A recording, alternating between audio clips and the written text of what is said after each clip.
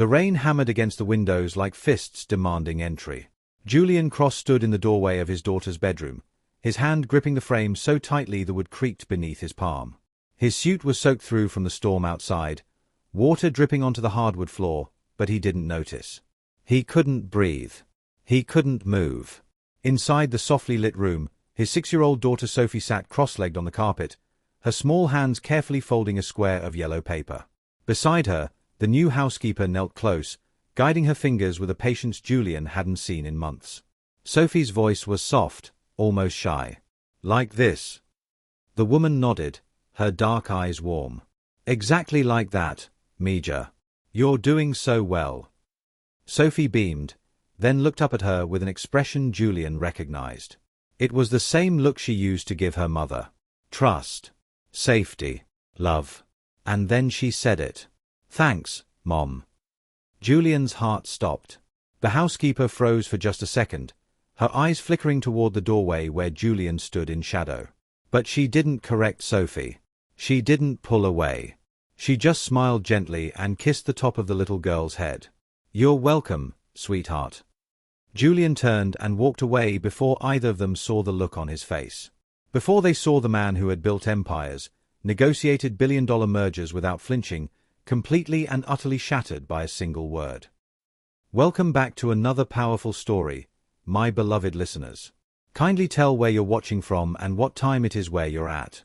If you're new here, prepare for a story of betrayal, unexpected love, and what truly makes a family. Drop everything and listen closely. This tale of heartbreak and redemption might just change how you view love and family forever. Julian Cross had everything a man could want. A cliffside mansion overlooking the Pacific Ocean. A portfolio worth more than most small countries. Respect. Power. Influence. But none of it mattered. Because 9 months ago, his wife Victoria had died in a car accident on the rain-slicked coastal highway, and since that night, his world had been nothing but silence and shadows. The kind of silence that screams. He descended the stairs slowly, one hand on the railing, the other pressed against his chest as if he could physically hold his heart together. The echo of that word followed him down. Mom. His daughters hadn't called anyone that since the funeral. He made it to his study and closed the door behind him, leaning against it like a man who'd just escaped something dangerous. The room was dark except for the glow of the fireplace. Rain streaked the floor-to-ceiling windows, and beyond them, the ocean churned black and violent. Julian poured 2 fingers of scotch into a crystal glass, then set it down without drinking. His hands were shaking. He sank into the leather chair behind his desk and pressed his palms against his eyes, trying to erase what he'd just seen. But it was burned into his memory. Sophie's face. That look of pure, innocent trust. And the woman who had somehow, in less than 3 weeks, done what 14 nannies, 3 therapists, and Julian himself had failed to do. She had reached his daughters. Ins Reyes. He barely knew anything about her. She'd been hired by his assistant after the last nanny quit without explanation. Ins was quiet. Professional. She didn't hover or try too hard. She just existed in their home like a calm presence in the middle of a storm. But this was different. His daughters were calling her Mom. Julian stood abruptly and walked to the window, staring out at the violent sea. Lightning split the sky, illuminating the waves for a brief, blinding second before plunging everything back into darkness. What would Victoria think? The thought stabbed through him like glass. Would she be angry? Hurt? Or would she understand that their daughters were drowning and had finally found someone who could hold them above water? He didn't know. And that terrified him more than anything. Upstairs, Ins Reyes sat on the floor between the twin beds, watching as Chloe and Sophie finally drifted off to sleep. Chloe's breathing was soft and even now, her small hand curled around the edge of her blanket. Sophie clutched a faded scarf, one that still smelled faintly of lavender and vanilla. Ins knew without asking that it had belonged to their mother. She didn't move for a long time. Just sat there in the dim glow of the nightlight, listening to the rain and the quiet rhythm of their breathing. Her heart ached in a way that was both familiar and unbearable. She had lost a child once. His name was Matteo. He'd been 4 years old when the leukemia finally took him, and for 2 years after that, Ins had barely survived. She'd moved from city to city, job to job, carrying her grief like a stone in her chest. She'd worked for families who treated her like furniture. Families who didn't see her. Families who thought kindness was optional. And then there was the family in San Diego. The one that had nearly destroyed her. She closed her eyes, pushing the memory away. Sophie stirred slightly, and Inns reached over, gently smoothing the hair away from her face. The little girl sighed and settled back into sleep. Inns hadn't meant for this to happen. She hadn't meant to become someone they depended on. But she also hadn't been able to stop herself. Because when Chloe had her first panic attack in the middle of the grocery store, Inns had been the one to kneel down and breathe with her until the world stopped spinning. When Sophie refused to eat for 3 days straight, Inns had been the one to sit beside her at the table, not forcing, not begging, just being present until the little girl finally picked up her fork. She wasn't trying to replace anyone.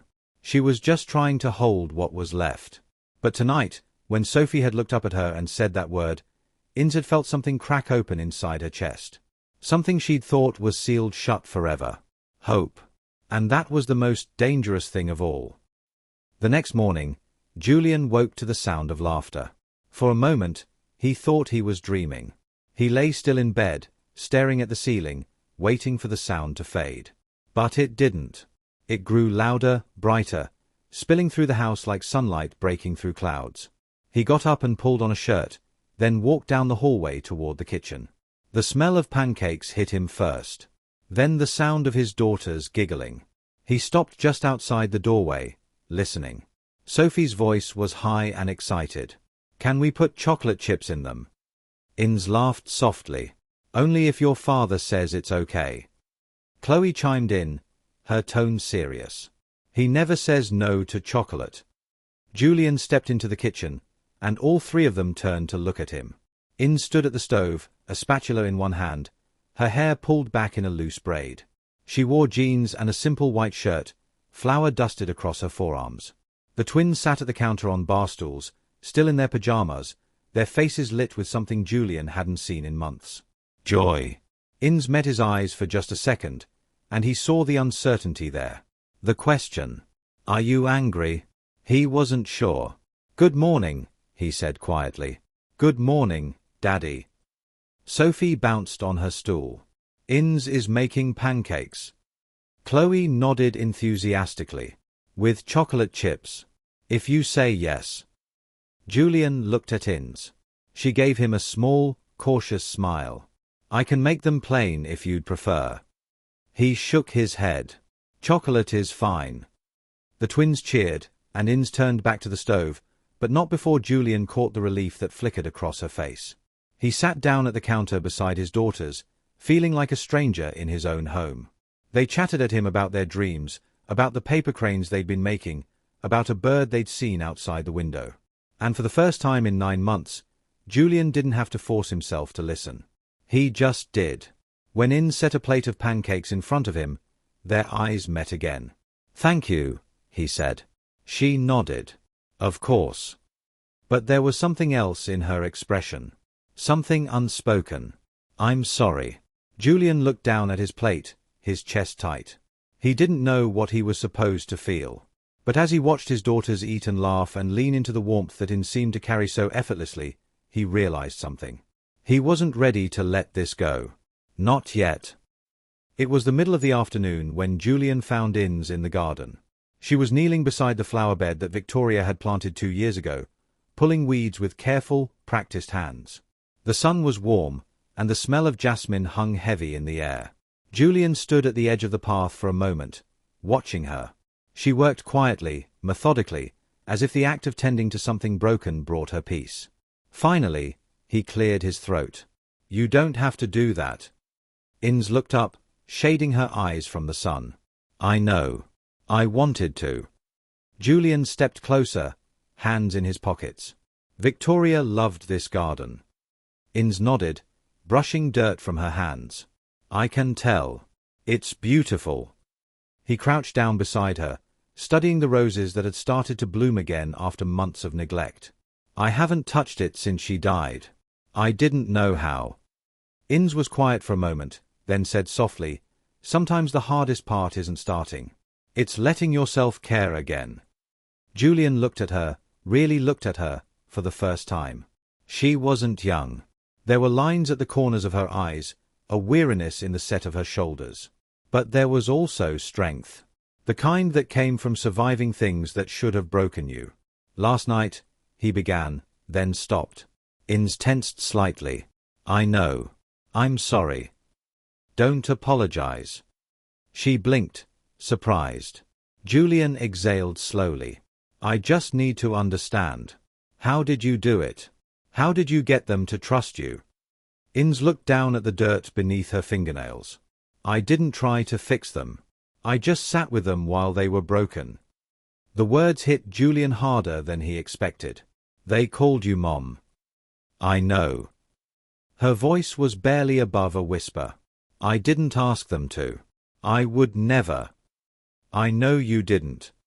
She looked up at him, her dark eyes searching his face. Are you angry? Julian considered the question. Was he? No, he said finally. I'm terrified. Ins frowned. Of what? Of what happens when you leave? The silence that followed was heavy, weighted with things neither of them knew how to say. Ins looked away, her jaw tight. I'm not planning to leave. Everyone says that. I'm not everyone. Julian studied her for a long moment, then nodded slowly. No, you're not. He stood, brushing dirt from his knees. They're attached to you already. Chloe asked me this morning if you were staying forever. Ins's breath caught. What did you tell her? I told her I didn't know. He looked down at her, his expression unreadable. But I'd like you to. Ins rose to her feet, searching his face. You want me to stay? I want my daughters to be happy. And right now, you're the only person who seems to know how to make that happen. It wasn't a declaration. It wasn't even particularly warm.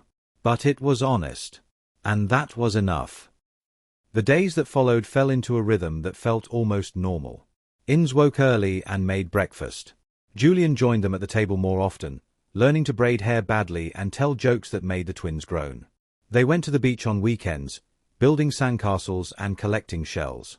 Ins taught the girls to bake cookies, and they taught her the names of all their stuffed animals. Slowly, carefully, the house began to feel like a home again.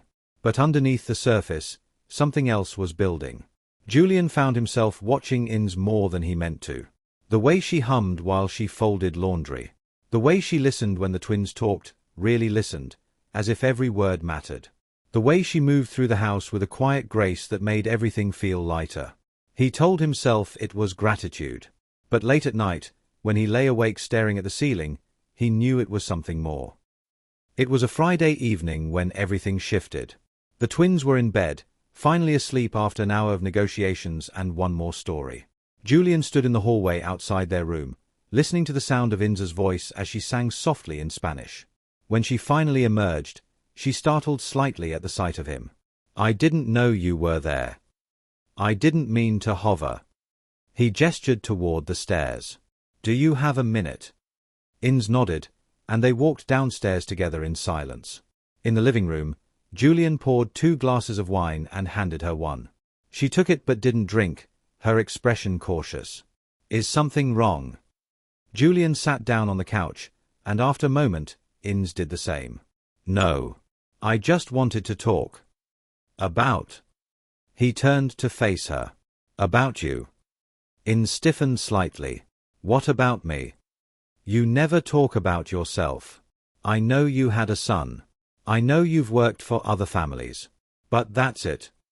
Ins looked down at her glass. There's not much to tell. I don't believe that.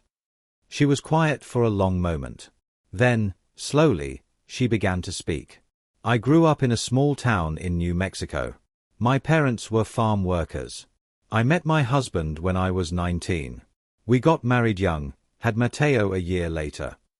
Her voice softened. He was everything. Smart. Funny. So full of life. Julian waited, letting her take her time. When he got sick, we did everything we could. Sold everything we had. But it wasn't enough. She paused, her throat working. He died 3 weeks after his 4th birthday. I'm sorry, Julian said quietly. Ins nodded, blinking hard. My husband left a year later. Said he couldn't look at me without seeing what we'd lost. So I left too. Started over in California. And the family in San Diego. Inza's expression darkened. I worked for them for 6 months. Their son was the same age Matteo would have been. I got too attached. One day, I took him to the park without asking. His mother panicked, thought I was trying to take him. She looked up at Julian. She filed a restraining order. It was dropped 2 weeks later, but the damage was done. No one wanted to hire me after that. Julian's chest tightened. How did you end up here? Your assistant didn't run a full background check. Just references from my last job in Sacramento. I thought about telling you, but I was afraid you'd send me away before you even met me. Julian set his glass down. And now? Now I'm terrified you'll send me away because you know me. He shook his head. I'm not sending you anywhere. Ins looked at him, her eyes shining. Why not? Because my daughters need you. And I think maybe I do too. The confession hung in the air between them, fragile and undeniable. Inza's voice was barely a whisper. Julian. I'm not asking for anything, he said quickly. I just needed you to know. You're not just the housekeeper anymore. You're part of this family. And I won't let anyone take that away from you. Inza's composure finally cracked. A single tear slid down her cheek, and she wiped it away quickly. Thank you. Julian reached over and took her hand. Thank you. For staying. For seeing them. For being here when I didn't know how to be. She squeezed his hand, and for a moment they just sat there in the quiet, holding on to something neither of them had words for yet. But peace never lasts. 3 days later, Julian received an email that made his blood run cold. The subject line read, Confidential Inquiry, Household Staff Background. It was from Amanda, Victoria's sister. Julian opened the message with a sinking feeling in his gut. The email was short, clinical, and devastating. Julian, I've heard you've hired new household staff. Given the girl's vulnerable state, I've taken the liberty of running a background check on Ins Reyes. I think you'll find the attached report concerning. We should talk. Amanda. Julian clicked on the attachment. It was a full background report. Employment history. Court records. Everything. And there, buried near the bottom, was the restraining order. Filed by the San Diego family. Dismissed 2 weeks later. But still there. Still damning. Julian's hands tightened on the edge of his desk. Amanda had been looking for a reason to take the girls since the funeral. She'd never approved of Julian's parenting, never believed he could raise them alone. And now she had ammunition. He closed the laptop and stood, pacing the length of his office. He should have known. He should have asked more questions, done his own research, protected his family. But he hadn't. Because somewhere along the way, he'd started to trust her. And now that trust felt like a weapon someone else could use against him. That night, Julian waited until the twins were asleep before confronting Ins. He found her in the kitchen, wiping down the counters, her movements slow and tired. Ins. She looked up, and the moment she saw his face, she knew. What happened? Julian pulled out his phone and showed her the email. Ins read it silently, her expression unreadable. When she finished, she set the phone down carefully on the counter. I told you the truth. I know. So why do you look like you don't believe me? Julian ran a hand through his hair, frustration bleeding into his voice. Because it doesn't matter what I believe. Amanda is going to use this against me. Against you. She'll twist it into something it's not, and she'll use it to take my daughters away. Ins stepped back as if he'd struck her. So what are you saying? I'm saying I need to know everything. No more secrets. No more half-truths. If I'm going to fight for you, I need to know exactly what I'm fighting against. If you're going to fight for me. Inza's voice turned sharp. Or if you're deciding whether I'm worth the fight. Julian froze. That's not what I meant. Isn't it? She crossed her arms, her eyes blazing. You stood in your living room 3 days ago and told me I was part of this family. And now, the second someone questions me, you're looking at me like I'm a stranger. That's not fair. None of this is fair. Her voice cracked. I have been honest with you from the moment you asked. I told you about Mateo. I told you about San Diego. I didn't hide anything. You didn't tell me until I asked. Inz laughed bitterly. Would you have hired me if I'd led with that? Hi, I'm Inz. I lost my son, got accused of trying to steal someone else's, and now I'd like to take care of your grieving children. Would that have worked better? Julian looked away, jaw tight. I don't know. Exactly. Inz's voice dropped to a whisper. You don't know. Because you were too busy drowning to see that I was the only one willing to jump in with you. Silence stretched between them, heavy and suffocating. Finally, Julian spoke. What do you want me to do? Inz looked at him, her eyes filled with something that looked like heartbreak. I want you to trust me. Not because it's convenient. Not because your daughters love me. But because you know who I am. And you believe I would never hurt them. Julian met her gaze. I do believe that. Then prove it. She turned and walked toward the stairs. Inz, wait. She stopped but didn't turn around. If you're going to let her destroy me, just say it now. Don't make me wait for the knife. And then she was gone. Julian stood alone in the kitchen, the weight of her words pressing down on him like a vice. He believed her. He did. But belief wasn't enough. Not when the stakes were this high. The next morning, Amanda arrived unannounced. Julian heard the car pull into the driveway and knew immediately who it was. He met her at the door before she could ring the bell, stepping outside and closing the door behind him. Amanda Cross-Holloway stood on the porch in a tailored cream suit and heels that clicked like a metronome. Her blonde hair was pulled into a tight bun, and her expression was cold, calculated. Julian. Amanda. We need to talk. Then talk. She glanced at the closed door behind him. Is she here?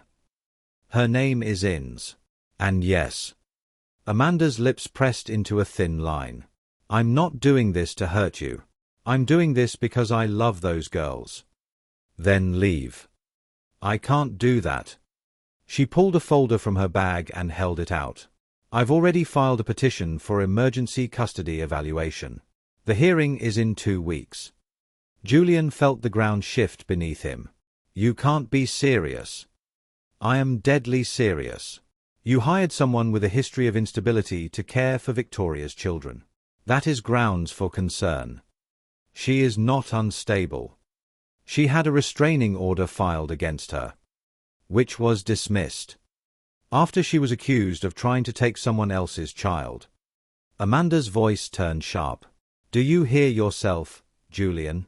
You are defending a woman you barely know while your daughters are at risk. They are not at risk. They are happy. For the first time since Victoria died, they are actually happy. Because they're confused. Because they're grieving and latching onto the first person who shows them kindness. But that doesn't make her their mother. Julian stepped forward, his voice low and dangerous. Don't you dare tell me what my daughters need. You haven't been here. You didn't see them screaming in the middle of the night. You didn't see them refuse to eat, refuse to speak, refuse to let anyone touch them. Inz did. And she stayed. So don't stand on my doorstep and tell me she's the problem. Amanda didn't flinch. Then prove it. In court. Because if you can't, I will take those girls somewhere safe. She turned and walked back to her car, leaving the folder on the porch railing. Julian watched her drive away, his pulse pounding in his ears. When he turned around, Inz was standing in the doorway. She'd heard everything. Her face was pale, her hands trembling at her sides. I'll leave. No. Julian, she's going to destroy you. She's going to use me to take your daughters away. I won't let that happen.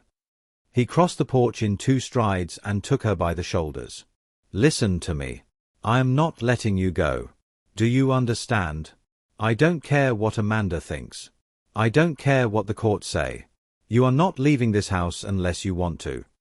Inza's eyes filled with tears. What if it's not enough? What if they take the girls anyway? Then we fight. His voice was fierce, unshakable. Together. We fight for them. And we don't stop until they're safe.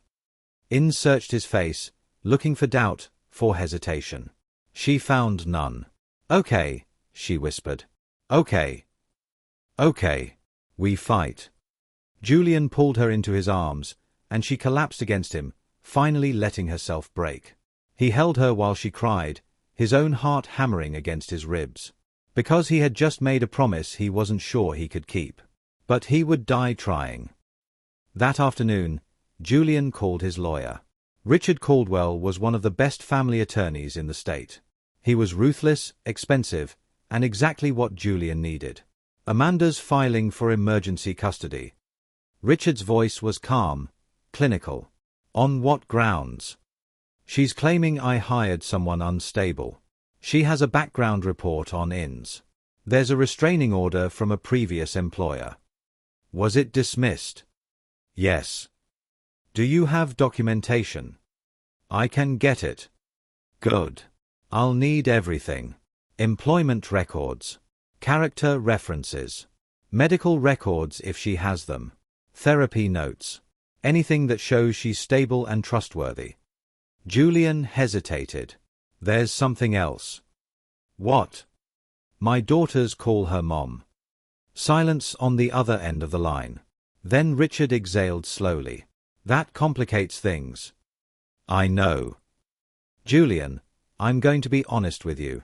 If Amanda's lawyer spins this the right way, they can argue that you've allowed your daughters to form an inappropriate attachment to a woman with a questionable history.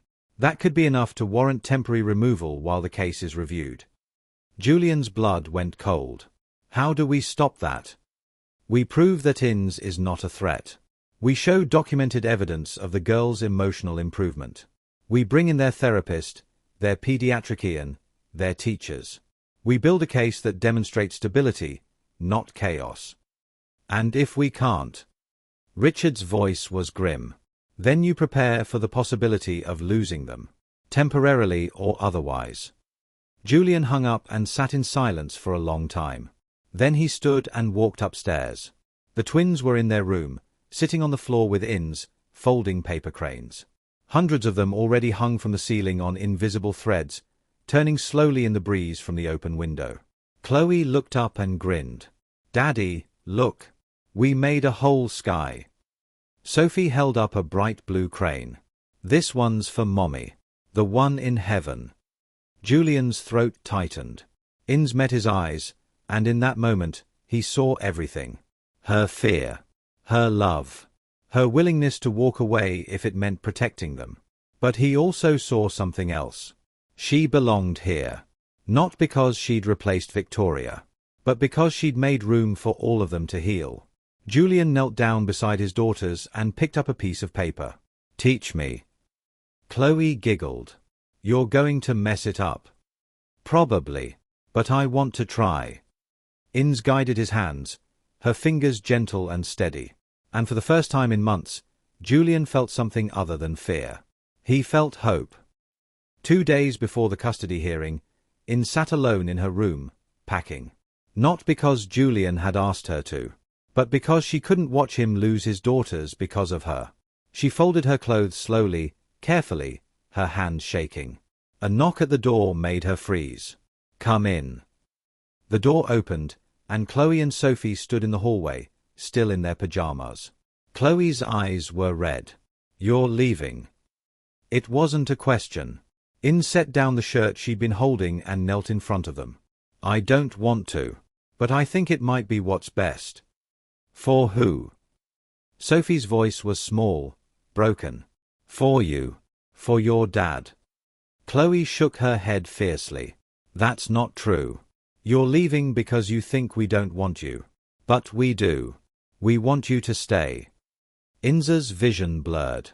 It's not that simple, Mija. Yes, it is. Sophie stepped forward and took Inza's hand. You said you'd stay.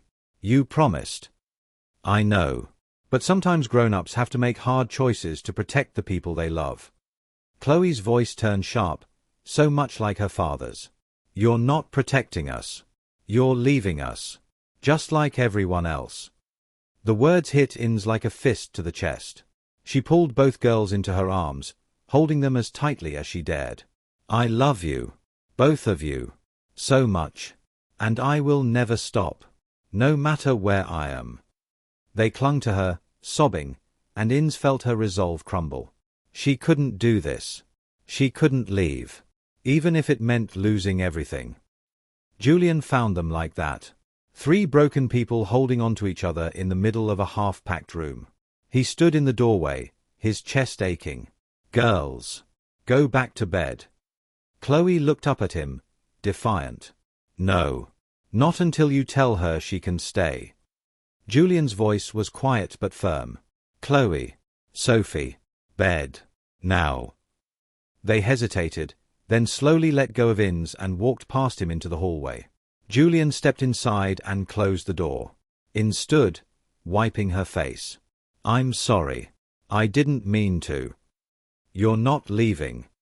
She blinked. Julian. I said you're not leaving. He crossed the room and took her hands. I don't care what it costs.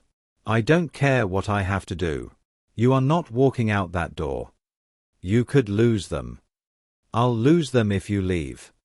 His voice broke. They'll never forgive me. And I'll never forgive myself. Inz searched his face, desperate and terrified. What if we can't win? Then we lose together. He pulled her close, resting his forehead against hers. But we don't give up. Not on them. Not on this. Inz closed her eyes, tears streaming down her face. I'm so scared. I know. So am I.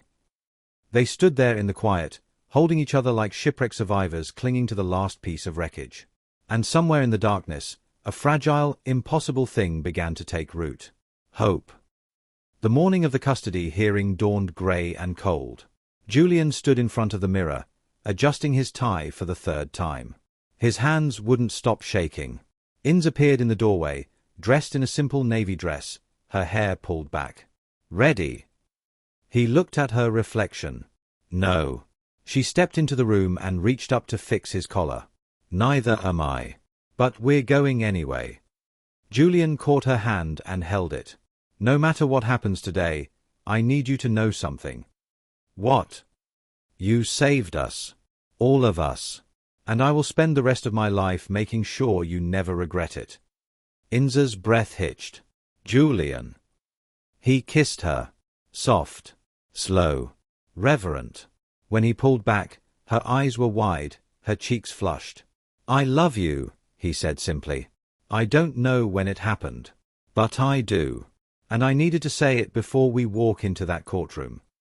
Inz's voice was barely a whisper. I love you too. They stood there for a moment, the world narrowing to just the 2 of them. Then Julian's phone buzzed. Richard, cars outside. Time to go. Julian took Inz's hand. Let's go fight for our family. She nodded. And together, they walked out the door. The courthouse loomed like a monument to judgment. Julian and Inz walked through the heavy glass doors side by side, their footsteps echoing against marble floors that had witnessed 1,000 broken families. Lawyers in dark suits hurried past, clutching briefcases and coffee cups. Somewhere down the hall, a child was crying. Richard Caldwell met them in the lobby, his expression unreadable behind wire-rimmed glasses. They're already here. Courtroom 3. Judge Marianne Templeton presiding. Julian nodded, his jaw tight. What do we know about her? Fair. Thorough. She doesn't suffer fools, and she doesn't care about money or influence. She cares about one thing. What's best for the children. Inz's hands were trembling. Julian reached over and took one, lacing their fingers together. Richard noticed but said nothing. They walked down the hallway together, past closed doors and muffled voices, until they reached courtroom 3. Amanda was already seated at the plaintiff's table with her lawyer, a sharp-faced woman in a charcoal suit. Amanda's expression was cool, composed, but when her eyes met Julian's, something flickered there. Regret, maybe. Or determination. Julian couldn't tell. They took their seats at the defense table. Ins sat beside Julian, her hands folded tightly in her lap. She stared straight ahead, barely breathing. The bailiff's voice cut through the silence. All rise. The Honourable Judge Marianne Templeton presiding. Everyone stood. The judge entered from a side door. She was a woman in her early 60s with silver hair pulled into a neat bun and eyes that missed nothing. She took her seat and gestured for everyone else to do the same. This is a preliminary hearing regarding the emergency custody petition filed by Amanda Cross Holloway concerning the minor children Chloe and Sophie Cross. Councillors, are we ready to proceed? Amanda's lawyer stood. Yes, Your Honour. The petitioner is ready. Richard rose. The respondent is ready, Your Honour. Judge Templeton opened the file in front of her and skimmed it briefly. Ms. Holloway, this is your petition. You may begin. Amanda's lawyer stepped forward. Your Honour, my client is the biological aunt of Chloe and Sophie Cross. She has been a consistent presence in their lives since birth. 9 months ago, the children's mother, Victoria Cross, tragically passed away in a car accident. Since that time, Mr. Cross has struggled to provide stable care for the children. Julian's hands clenched beneath the table. The lawyer continued. In the past 9 months, Mr. Cross has employed and dismissed 14 different nannies. The children have been in and out of therapy with little improvement. And most recently, Mr. Cross hired a woman with a deeply concerning history to serve as the primary caregiver for these vulnerable children. She pulled a document from her folder and handed it to the bailiff, who passed it to the judge. This is a background report on Ins Reyes, the current housekeeper. As you can see, Ms. Reyes had a restraining order filed against her by a previous employer. The family accused her of attempting to take their child without permission. Ins flinched as if she'd been slapped. Judge Templeton scanned the document, her expression neutral. Was the restraining order upheld? It was dismissed 2 weeks later, Your Honour. However, the fact remains that Ms. Reyes demonstrated a pattern of boundary violation that raises serious concerns about her fitness to care for grieving children. Julian leaned toward Richard. She's twisting it. Richard put a hand on his arm. Let her finish. We'll get our turn. Amanda's lawyer wasn't done. Furthermore, Your Honour, we have reason to believe that Mr. Cross has allowed his daughters to form an inappropriate emotional attachment to Ms. Reyes. The children have reportedly begun calling her Mom, which suggests confusion and instability in the household. Judge Templeton looked up. Is that true, Mr. Cross? Julian stood. Yes, Your Honour. It's true. And you allowed this. I didn't encourage it. But I didn't stop it either. Why not? Julian took a breath. Because for the first time since their mother died, my daughters felt safe enough to love someone again. And I wasn't going to take that away from them. The judge studied him for a long moment, then nodded. Sit down, Mr. Cross. He did. Amanda's lawyer smiled thinly. Your Honour, the petitioner is not seeking to punish Mr. Cross. She simply wants to ensure that Chloe and Sophie are in a stable, secure environment while their father addresses his own grief and healing. We are requesting temporary custody with supervised visitation until Mr. Cross can demonstrate long-term stability. She sat down. Judge Templeton turned to Richard. Mr. Caldwell, your response. Richard stood, calm and commanding. Your Honour, this petition is not about the children's best interests. It's about control. Ms. Holloway has disagreed with Mr. Cross's parenting choices since the day of the funeral. She has consistently undermined his authority and questioned his competence. And now, she is using a dismissed restraining order and the natural grieving process of 2 young children as weapons to take them away from their father. He gestured toward Ins. Ms. Reyes is not a threat. She is a lifeline. Since she entered the Cross household, the children's therapist has documented significant emotional improvement. Their school reports show better attendance and engagement. Their pediatrician has noted improved sleep and eating patterns. These are not the signs of instability. These are the signs of healing. Richard pulled out his own folder. I have submitted affidavits from Dr. Laura Mendez, the children's therapist. From their pediatrician, Dr. Kevin Park. From their school counselor, Mrs. Angela Fontaine. All of them state unequivocally that Chloe and Sophie are thriving under their current care. He handed the documents to the bailiff. As for the restraining order, I have also submitted a letter from the San Diego family who filed it. They have stated, in writing, that the incident was a misunderstanding, that Ms. Reyes posed no threat to their child, and that they regret the distress the legal action caused her. Judge Templeton accepted the documents and began reading. The courtroom was silent. Inez sat perfectly still, her eyes fixed on the table in front of her. Julian wanted to reach for her hand again, but he didn't. Not here. Not in front of the judge. Finally, Judge Templeton looked up. I'd like to hear from Ms. Reyes. Inez's head snapped up, her eyes wide. Richard nodded at her. Your Honor is calling you to the stand. Inez rose on unsteady legs and walked to the witness box. The bailiff swore her in, and she sat down, gripping the armrests so tightly her knuckles turned white. Judge Templeton's voice was not unkind. Ms. Reyes, I've read the background report. I've read the affidavits in your defense. But I'd like to hear from you directly. Why did you take that child to the park without permission? Inez's voice was barely above a whisper. I wasn't trying to take him, Your Honor. I was trying to help him. Explain.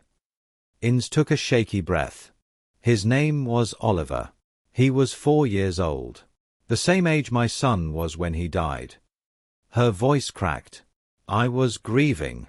I wasn't thinking clearly. Oliver was having a hard day, and his mother was overwhelmed, so I offered to take him to the park to give her a break. I thought I was helping. I didn't realize she hadn't understood where we were going. When she couldn't find us, she panicked. And the restraining order. She filed it out of fear. I don't blame her. If I'd been in her position, I might have done the same thing. Inez looked directly at the judge.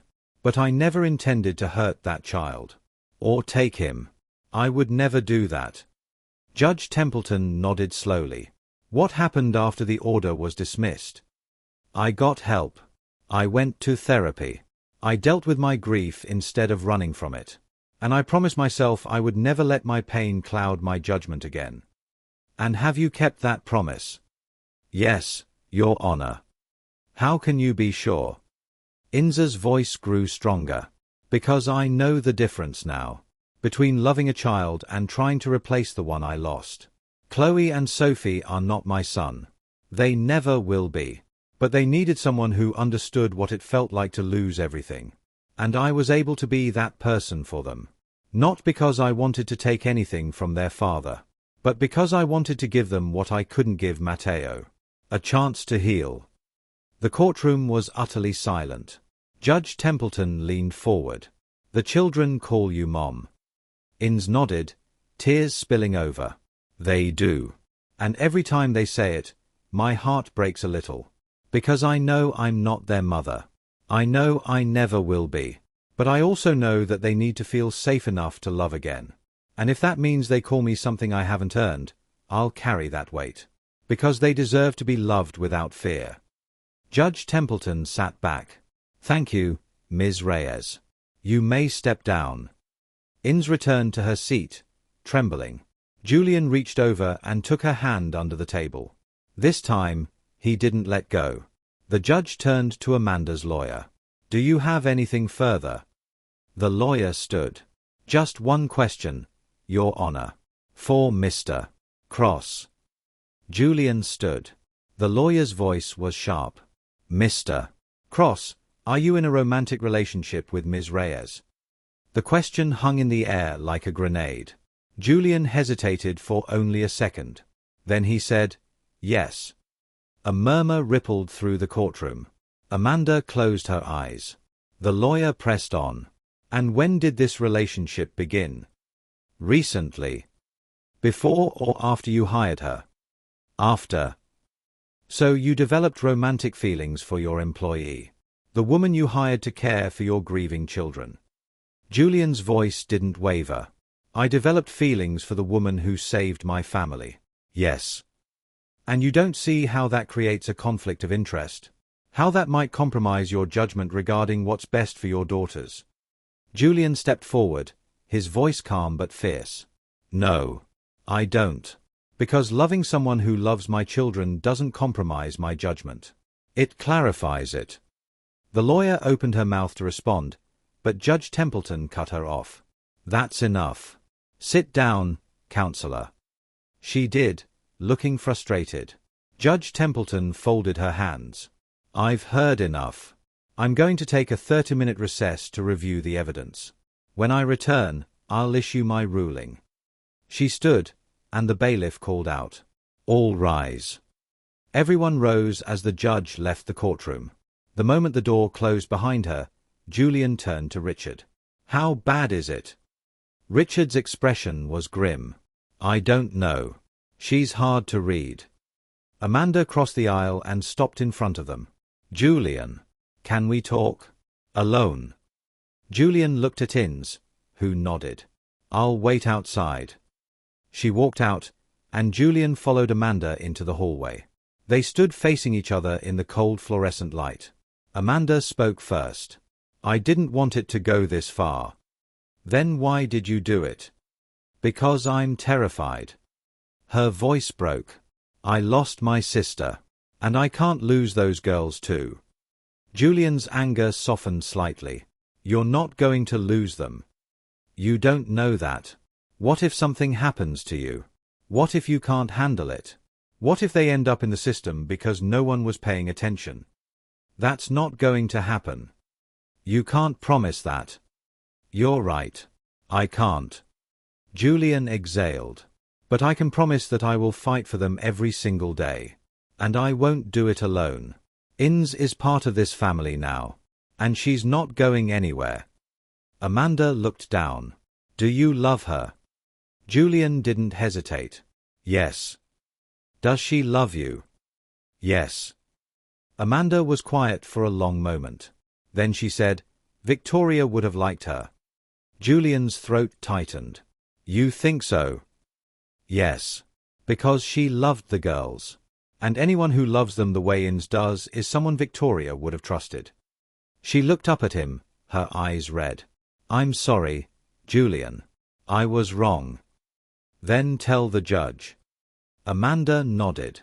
I will. They walked back into the courtroom together just as the bailiff called everyone to order. Judge Templeton returned and took a seat. Before I issue my ruling, does anyone have anything further to add? Amanda stood. I do, Your Honor. Her lawyer looked shocked. Ms. Holloway. I'd like to withdraw my petition. The courtroom erupted in whispers. Judge Templeton raised an eyebrow. You're withdrawing? Yes, Your Honor. I filed this petition out of fear. But I was wrong. My nieces are exactly where they need to be. With their father. And with someone who loves them as much as I do. She glanced at Innes.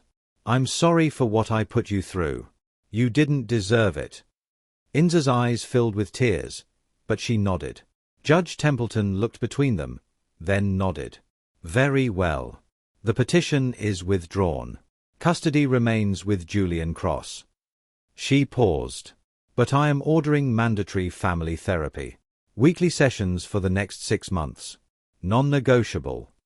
Julian stood. We'll do it, Your Honor. Good. Judge Templeton's expression softened just slightly. Mr. Cross, you have 2 beautiful daughters who have been through unimaginable loss. Don't take this second chance lightly. I won't, Your Honor. She nodded. This hearing is adjourned. The gavel came down, and it was over. Julian turned to Innes, and she collapsed into his arms, sobbing. He held her tightly, his own eyes burning. It's over, he whispered. We won. Richard clapped him on the shoulder. Congratulations. Now go home and be a family. Julian nodded, unable to speak. They walked out of the courthouse together into the grey afternoon. The air was cool and smelled like rain. Innes stopped on the steps and looked up at the sky. I can't believe it's over. Julian pulled her close. It's not over. It's just beginning. She looked up at him, and he kissed her. Right there on the courthouse steps, in front of everyone. When they pulled apart, she was smiling through her tears. Let's go home. Let's go home. If this story is touching your heart, do something for me. Hit that like button. Share it with someone who needs to hear it. Because stories like this remind us that family isn't about blood. It's about who stays. And if you haven't subscribed yet, do it now. Every week, I bring you stories that heal. Stories that matter. Don't miss the next one. The twins were waiting when they got home. Mrs. Chen, the neighbor who had agreed to stay with them during the hearing, met them at the door with a knowing smile. They've been watching out the window for the past hour. Julian barely had time to step inside before Chloe and Sophie came running. They crashed into him and Inns at the same time, wrapping their arms around both of them. Did we win? Chloe asked, her voice muffled against Julian's chest. We won, Julian said. Sophie looked up at Inns. You're staying. Inns knelt down and cupped her face. I'm staying. Forever, if you'll have me. Sophie threw her arms around her neck. Forever. Chloe joined in, and soon all four of them were tangled together in the entryway, holding on like they'd never let go. Mrs. Chen quietly let herself out, closing the door behind her. That night, after the twins were asleep, Julian and Inns sat on the deck overlooking the ocean. The stars were out, bright and endless, and the sound of the waves filled the silence. Inns leaned her head on Julian's shoulder. What happens now? Julian was quiet for a moment. Now we figure out what this is. You and me. Them. All of us. I don't want to rush anything. Neither do I. He turned to look at her. But I also don't want to pretend this is something it's not. I love you, Inns. And I want to build a life with you. Whatever that looks like. Inns's eyes shone. I love you too. But I need you to understand something. What? I will never try to replace Victoria. She was their mother. She always will be. I'm not here to erase her. Julian took her hand. I know. And I would never ask you to. But you're here. And you're part of this family. And that's enough. Inns smiled, a real smile this time, full of hope. Okay. Okay. Okay. They sat together in the quiet, watching the stars and listening to the ocean, and for the first time in 9 months, Julian felt something he thought he'd lost forever. Peace. The weeks that followed were a study in slow, careful healing. Family therapy sessions every Wednesday. Dr. Mendez, a gentle woman with kind eyes and a no-nonsense approach, helped them navigate the complicated terrain of grief and blended families. She asked hard questions. How do you honor the past without being trapped by it? How do you make room for new love without dictionarying the old? How do you teach children that it's okay to be happy again? Julian struggled with guilt. Every time he laughed, every time he felt joy, a voice in the back of his mind whispered that he was betraying Victoria. Dr. Mendez challenged him. Do you think Victoria would want you to be miserable forever? No. Then why are you punishing yourself for being happy? Julian didn't have an answer. Inns struggled too. She worried constantly that she was overstepping, that she was taking up too much space in a family that wasn't originally hers. Dr. Mendez asked her, do the girls make you feel like you don't belong? No. They make me feel like I do. And that terrifies me. Why? Because I've lost everything before. And I don't know if I could survive losing them. Dr. Mendez leaned forward. You can't live your life in fear of loss. Love always carries risk. But it's worth it. Inns nodded, tears streaming down her face. The twins, surprisingly, adjusted the fastest. Chloe asked once, during a session, is it okay if I love Inns and still miss Mommy? Dr. Mendez smiled. Not only is it okay, it's beautiful. Sophie added, I think Mommy would like Inns. Because she makes Daddy smile again. Julian had to leave the room for a minute after that. 3 months after the hearing, Julian took the twins and Inns to the cemetery. It was the first time he'd been back since the funeral. They stood in front of Victoria's headstone, and for a long time, no one spoke. Finally, Chloe said, "Hi, Mommy." Sophie placed a bouquet of wildflowers on the grave. "We brought someone to meet you." Julian glanced at Inns, who stood a few steps back, unsure. He reached for her hand and pulled her forward. "Victoria," he said quietly, his voice thick. "This is Inns. She's been taking care of the girls. Taking care of all of us, really." He paused, struggling to find the words. "I don't know if you can hear me. I don't know how any of this works. But if you can, I need you to know something. I will always love you. The girls will always love you. You'll always be their mother. But Inns has given us something we didn't think we'd ever have again. Hope." Tears slid down his face. "So if you're watching, if you're listening, I need you to be okay with this. Because I can't keep living in the past. And I don't think you'd want me to." The wind picked up, rustling the trees, and for just a moment, Julian felt something. Not a voice. Not a sign. Just a sense of release. Like a hand letting go. Inns knelt down and placed her own flower on the grave. "I promise I'll take care of them," she whispered. "All of them." They stood there together for a while longer, then walked back to the car hand in hand. On the drive home, Sophie asked, "Do you think Mommy's happy?" Julian glanced at Inns, then back at his daughter. "Yeah, sweetheart. I think she is." 6 months after the hearing, Julian and Inns sat the twins down for a conversation. They'd been planning it for weeks, rehearsing the words, trying to get it right. Chloe and Sophie sat on the couch, looking between them with wide, curious eyes. Julian started. "Girls, Inns and I wanted to talk to you about something important." Chloe's eyes narrowed suspiciously. "Are you getting married?" Julian blinked.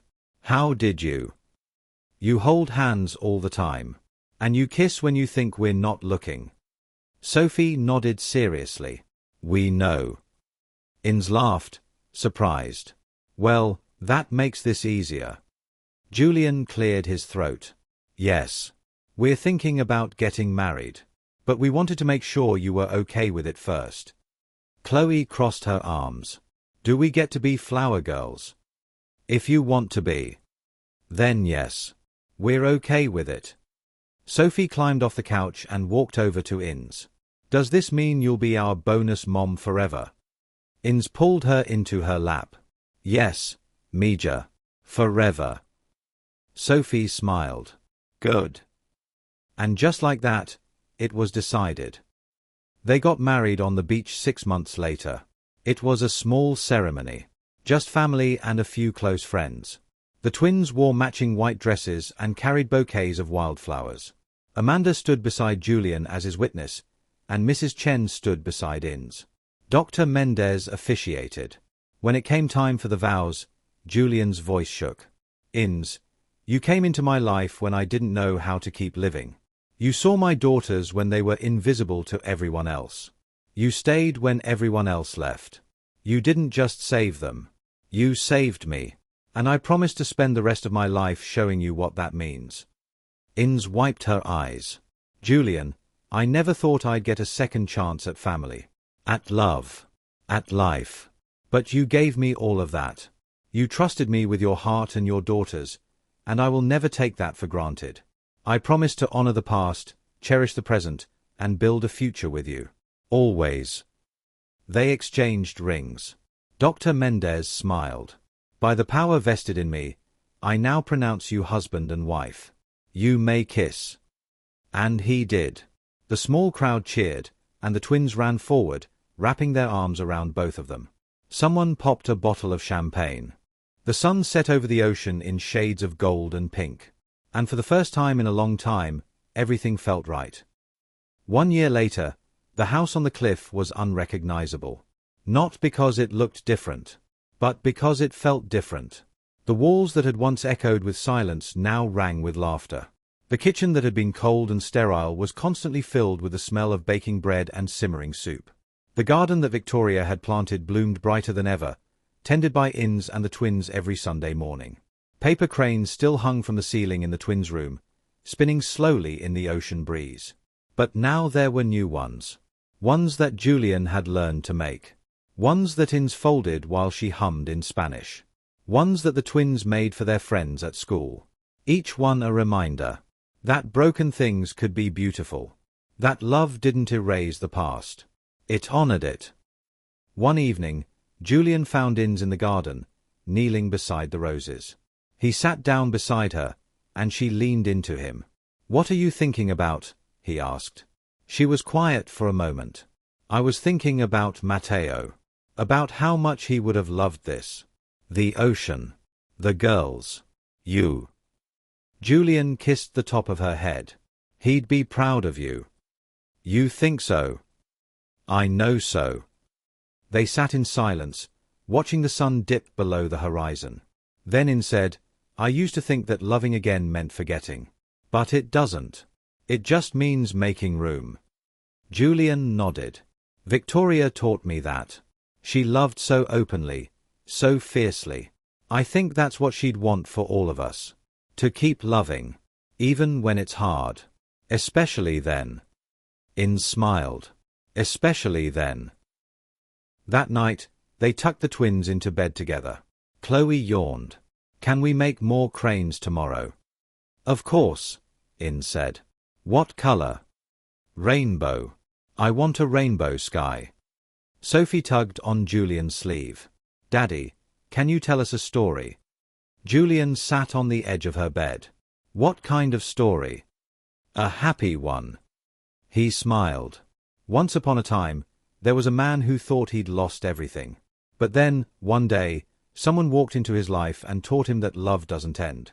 It just changes shape." Sophie's eyes drifted closed. "I like that story." "Me too, sweetheart.